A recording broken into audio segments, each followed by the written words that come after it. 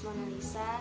Now I want to explain how to handle your student when they get bored. Um, Boredom can be a very difficult concept to deal with for students. So it's something that no one wants to have. Everyone reaches a point where they get bored of whatever they have been up to. Studies can get very strenuous for students. It requires continuous concentration to grasp all the concepts. Thus, to keep their mind up, the focus becomes more and more difficult. Boredom is not something that students develop just because they don't want to study. It is a natural reaction to things being uninteresting. Teachers have a hard time conforming to the fact that whatever activities they conduct for the student, they do not pay attention. Well, you can always blame the child. So, why do students get bored? Boredom can result in students who are overachievers in the pace of teaching is very slow compared to what they are used to. For many others, it might just be that the subject of conversation is not interesting enough, or that they find it difficult to understand the way the topic is being taught to them. You may ask the student to stop yawning in class, or to unwash their face multiple times, but they are temporary solution to your problems. As teachers, one must make sure that the students in the classroom are never bored. There are few tips that you can take up and try to make your classes interesting and keep boredom out of the classroom instead of the student for a change. What can teachers do to keep students from getting bored? So first, don't talk too much at once. When you are trying to explain certain concept, you might have a lot to say and you might have prepared a lot to give for your student. But understand that the student have to sit in the same position for long hours. So just talk a lot, many more them very easily. Rather than just telling them how a certain concept is or how a certain process works, make them think, make their mind work, and let curiosity to do the job. You will find that many students would start paying attention. So the second is simplify. While talking to students, make complex structures or sentences as simple as possible before you go in for your classes. For your classes, just go through your plan as to what you will be putting for the students. Now, as you go through your presentation piece by piece, try to identify whether there are any complex sentence or concept. If any, try to simplify them then and there. Do this for all your lectures. This will help you provide a simple explanation desk. It won't fly right above the student head. So the third, keep energizing your students. Students are humans just like you. So it is a job to teach and is the requirement to learn.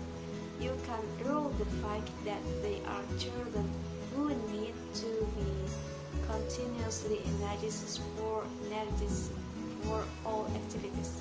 The student will need to have small breaks for drinking water, so they are hydrated and to relax.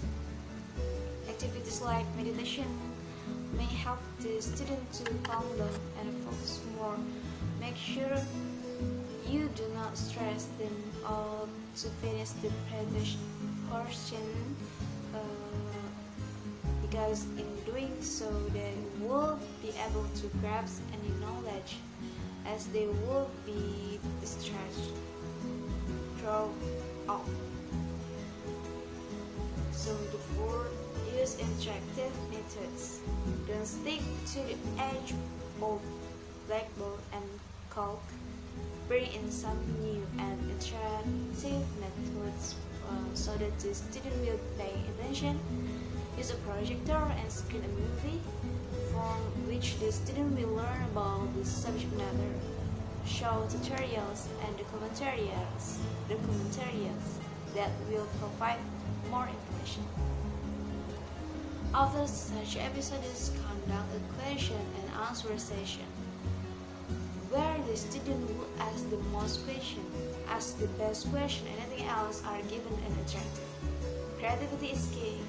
Creativity lets imagination loose, and there are no boundaries to imagination.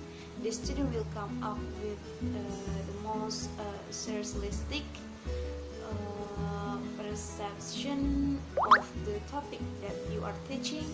To them, you will be amazed with the kind of thinking they possess. In the way, you will get to know what and how they think, which can be helpful you later while taking classes in future. The 5, yes, we know you care about your students, but sometimes while in a hurry, you might stress one student off and then it might be other. The students might misunderstand this behavior for your disinterest in them. Students tend to be more active and attractive in classes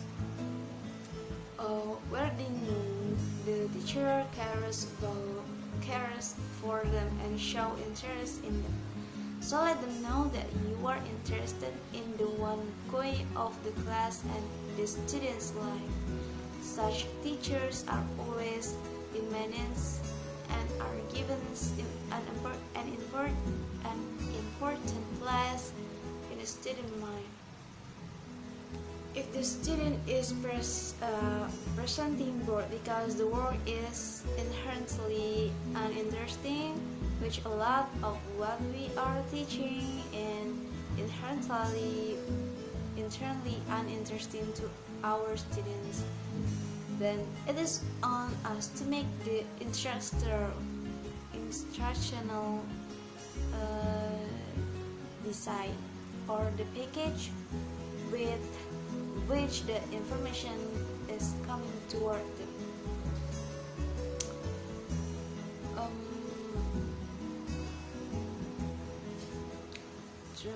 More interesting to them, we can do the student working together on creative things, coming up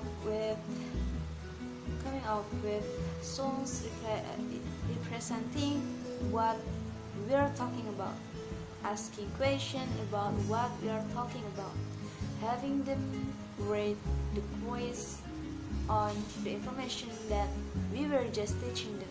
Now, the information might not have been interesting or it might have been boring. What you were talking about, but it might be interesting to them to try. You were talking about, but it might be interesting to them to try and figure out how to write a quiz related to that, and then they have a leg up on testing that quiz because they are going to write the question for the quiz. So there are things that we can do to the question for the quiz. So there are things that we can do to help our students feel less bored or having to hide behind the idea or burden in the classroom.